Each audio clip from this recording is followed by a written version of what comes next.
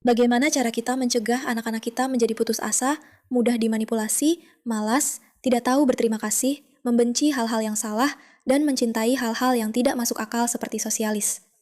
Maksud saya, lihat saja gadis ini. Kamu tahu, kamu tidak ingin anakmu seperti ini kan?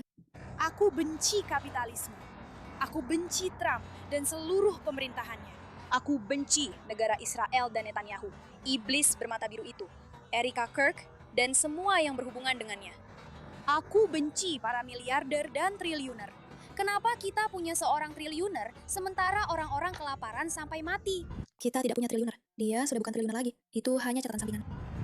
Kita punya sumber daya untuk hidup dengan sangat mudah. Dan apa? Dan aku benci sistem kesehatan kita. Aku benci AI. Aku benci korporasi. Aku benci semuanya. Orang-orang pernah memberontak untuk hal yang lebih sepele. Apa yang sedang kita lakukan?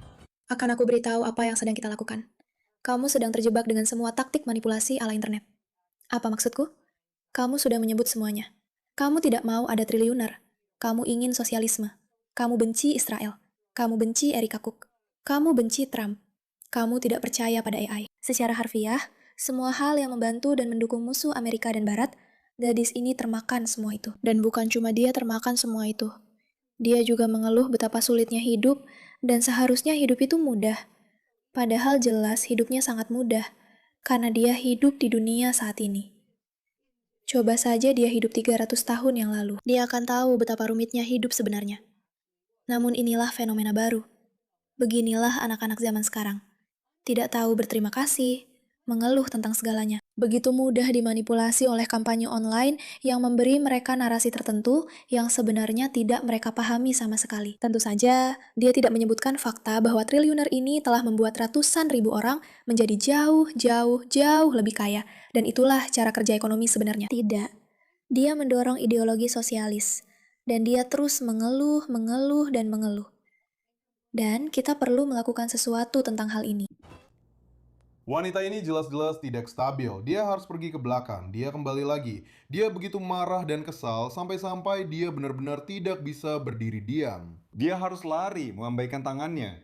Maksud saya ada sesuatu yang benar-benar salah dengan beberapa orang muda ini. Dan kalau kita lihat profilnya, ini dia. Dan dia punya semua ciri klasik dari indoktrinasi massal. Dia memasang bendera Palestina di bio-nya. Kalau kamu lihat profil di ponsel, kamu akan melihat dia menambahkan kata ganti pilihan di bio-nya. Tidak mengejutkan. Sungguh, kalau kamu melihat seseorang yang seperti ini, kamu tahu pasti bahwa mereka ber-IQ rendah. Ini adalah cara paling mudah untuk mengenali orang ber-IQ rendah. Entah mereka bagian dari kelompok Islamis yang mencoba mengambil alih, atau mereka bagian dari kelompok kiri bodoh yang terjebak oleh taktik manipulasi kelompok Islamis. Orang-orang ber-IQ rendah, atau mereka adalah orang-orang yang entah kenapa terjebak dalam kebencian terhadap Yahudi, yang sebenarnya juga membosankan dan melelahkan. Semua dari mereka masuk dalam kelompok yang sama, meskipun mereka terlihat sangat berbeda. Mereka sangat mudah dimanipulasi, dan jujur saja, ketika aku melihat ini, atau pakai kata ganti they them, aku langsung berpikir, IQ rendah. Tapi kita di sini untuk membahas apa yang bisa kita lakukan agar anak-anak kita tidak berakhir seperti ini. Dan Glenn Beck punya banyak jawabannya. Kamu akan menonton ini. Selamat datang di Pushback Omong-Omong. Aku Meiraka, pembawa acara kamu. Pastikan untuk menekan tombol subscribe untuk mendukung ini. Kami punya pengumuman menarik yang akan segera datang, jadi perhatikan baik-baik. Sekarang kamu adalah bagian dari sebuah gerakan. Gerakan untuk melawan kegilaan, dan khususnya manipulasi media yang tampaknya semakin mempengaruhi orang-orang yang kurang cerdas. Kita perlu mengubah itu. Ada sesuatu ketika kamu berbicara dengan seseorang, terutama anak laki-laki atau perempuanmu, dan kamu bisa mengajukan pertanyaan sederhana dan berkata, "Lihat, aku tahu kamu pikir aku akan mencoba membujukmu untuk mendukung Donald Trump atau apalah. Aku akan mencoba membuatmu menjadi seorang konservatif. Aku tidak akan melakukan itu. Aku hanya ingin menanyakan beberapa pertanyaan, karena aku sering mendengar tentang sosialisme darimu." Fakta bahwa anak-anak muda benar-benar menganggap sosialisme itu hal yang baik, berarti mereka sangat terlepas dari apa yang telah diajarkan sejarah kepada kita. Seperti apa dunia dulu di bawah ideologi sosialis. Tapi orang tua zaman sekarang menemukan diri mereka dalam dilema besar. Karena jelas, seiring bertambahnya usia, kebanyakan orang, kecuali kamu punya bulu ketiak, cenderung jadi lebih punya akal dan memahami apa yang sebenarnya terjadi di dunia. Dan itulah mengapa semakin tua usiamu, semakin cenderung kamu memilih pihak kanan. Karena kamu punya kemampuan intelektual.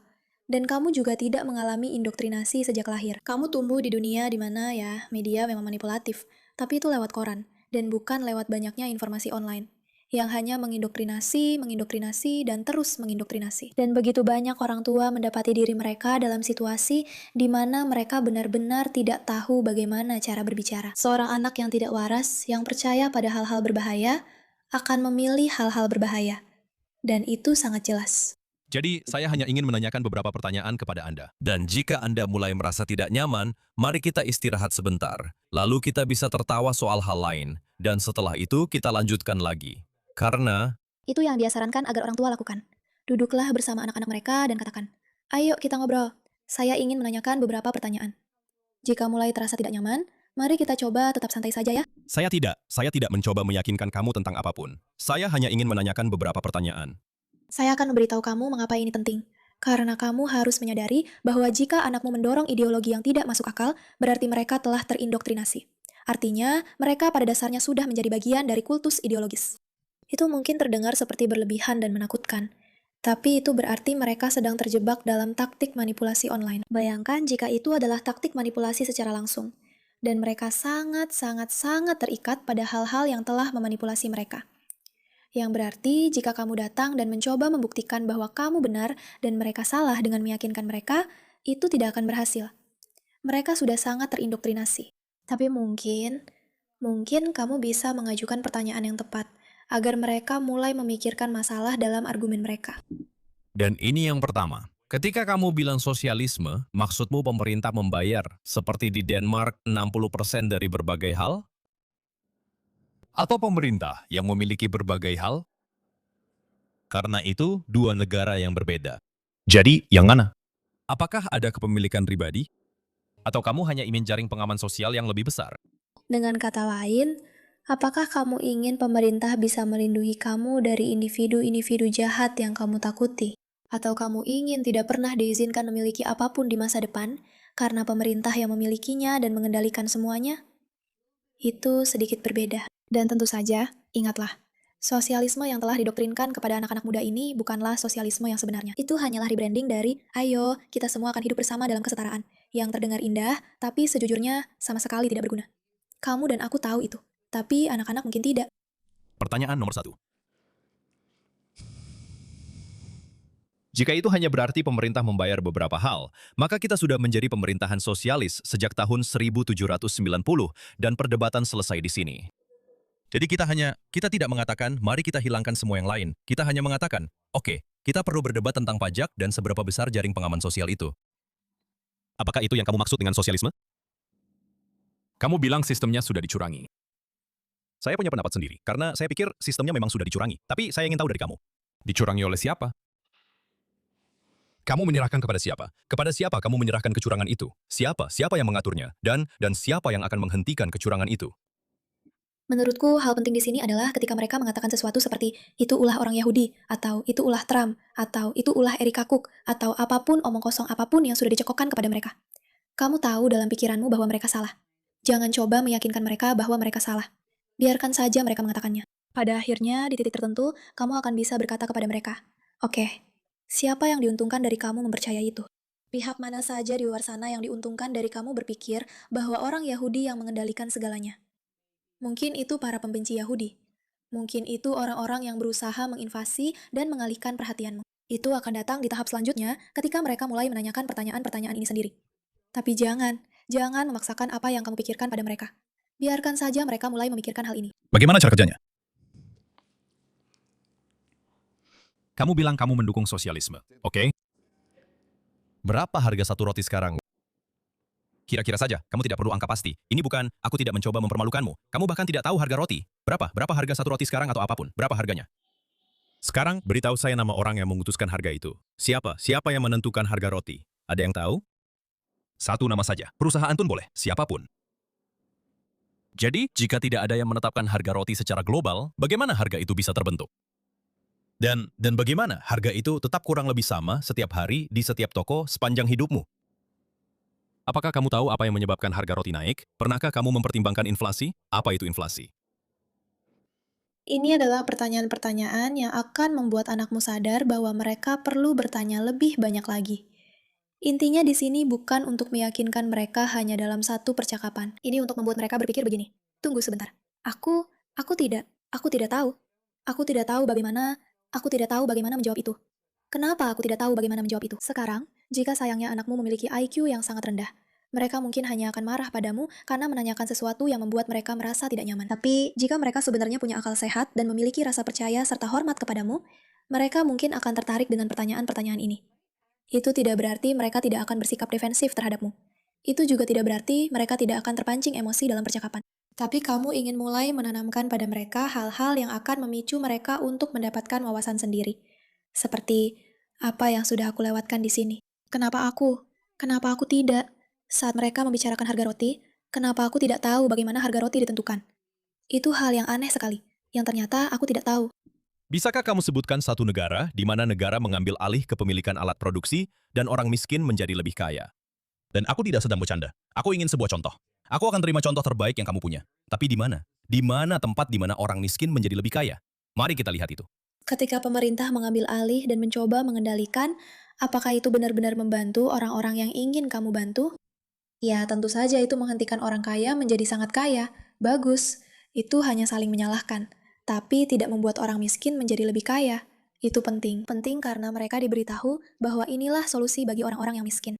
Dan ingat, inti dari semua itu adalah ketakutan mereka. Bahwa mereka akan selalu miskin. Bahwa merekalah yang akan menderita akibat pemerintah yang jahat ini. Dan yang sedang kamu coba tunjukkan kepada mereka adalah, tunggu dulu. Pemerintah mungkin sebenarnya lebih jahat daripada yang selama ini mereka dengar. Hanya saja tidak seperti yang selama ini mereka percayai. Ketika perbatasan dibuka, perbatasan manapun, di dekade manapun, di negara ini, ke arah mana orang-orang berlari? Siapa yang membangun tembok itu dan ke arah mana senjatanya diarahkan? Itu pertanyaan yang sangat menarik. Ke arah mana orang-orang berlari? Mengapa orang-orang yang begitu keras Anda lindungi agar tidak diusir dari negara Anda justru ingin masuk ke negara Anda? Mengapa mereka ingin datang ke negara Anda? Apakah negara Anda mungkin lebih baik daripada yang selama ini Anda dengar? Ini sangat bagus. Saya tahu keadaannya buruk, memang begitu. Dan saya tidak menyangkal itu, memang begitu. Tapi saya ingin melihat apakah kita punya sudut pandang. Apakah kamu lebih memilih menjadi orang miskin hari ini atau orang kaya di tahun 1900? Ngomong-ngomong, salah satu dari kalian punya antibiotik, yang satunya tidak. Apakah kamu lebih memilih menjadi miskin di sini atau miskin di Afrika? Lihat, coba ingatkan mereka bahwa pertanyaan-pertanyaan ini sebenarnya menunjukkan kepada mereka bahwa, tunggu sebentar, mungkin anggapan bahwa negaraku adalah yang terburuk mungkin itu tidak benar. Mungkin sebenarnya itu bukan yang aku yakini. Mungkin aku hanya mengulang narasi yang sudah ditanamkan ke pikiranku. Jika kau dan aku sama-sama membuat kesepakatan, kita berdua melakukan pertukaran. Aku masuk ke tokomu dan bertransaksi, lalu kita berdua sama-sama puas. Siapa yang dirugikan? Seseorang harus memutuskan seberapa berharganya pekerjaanmu. Apakah kamu ingin itu diputuskan olehmu dan orang yang membayarmu, atau oleh orang ketiga dengan pasukan yang bahkan tidak pernah bertemu kalian berdua? Tanyakan pertanyaan-pertanyaan ini kepada anak-anakmu dan cobalah untuk melakukan percakapan yang rasional serta dengarkan mereka. Jangan mencoba mengajari mereka apapun. Dengarkan mereka. Ajukan pertanyaannya dan dengarkan. Itu intinya. Dengarkan mereka. Jangan memaksakan sudut pandangmu pada mereka. Kita tahu, ada kemungkinan bahwa kamu mungkin benar. Tapi anakmu tidak ingin mendengar bahwa kamu benar. Dan anakmu juga tidak ingin mengakui bahwa kamu benar. Apalagi jika mereka sedang marah dan kesal dengan sistem. Yang kamu butuhkan adalah agar mereka bisa menyadari secara perlahan bahwa mungkin mereka salah. Dan bisa menjalani proses itu dengan kerendahan hati. Hal terakhir yang diinginkan anak kecil adalah mengatakan, semua yang aku perdebatkan dengan kalian, ternyata aku salah dan kalian benar. Dan aku minta maaf. Anak-anak tidak seperti itu. Mereka punya harga diri dan ego. Jadi, kamu tidak ingin membuat mereka terpojok sampai mereka menolak mengakui kebenaran hanya karena ingin melawanmu. Itu hal terburuk yang bisa kamu lakukan.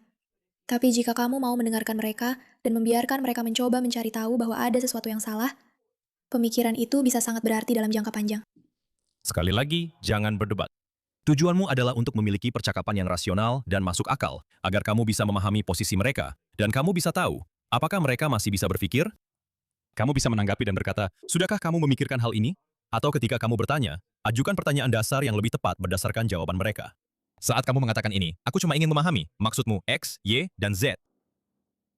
Lakukan percakapan itu dengan anak-anakmu. Dan nanti minggu ini, mari kita bicarakan. Hubungi aku dan ceritakan apa yang terjadi dalam percakapan itu dengan anak-anakmu. Cukup tanyakan pertanyaan-pertanyaan itu kepada mereka.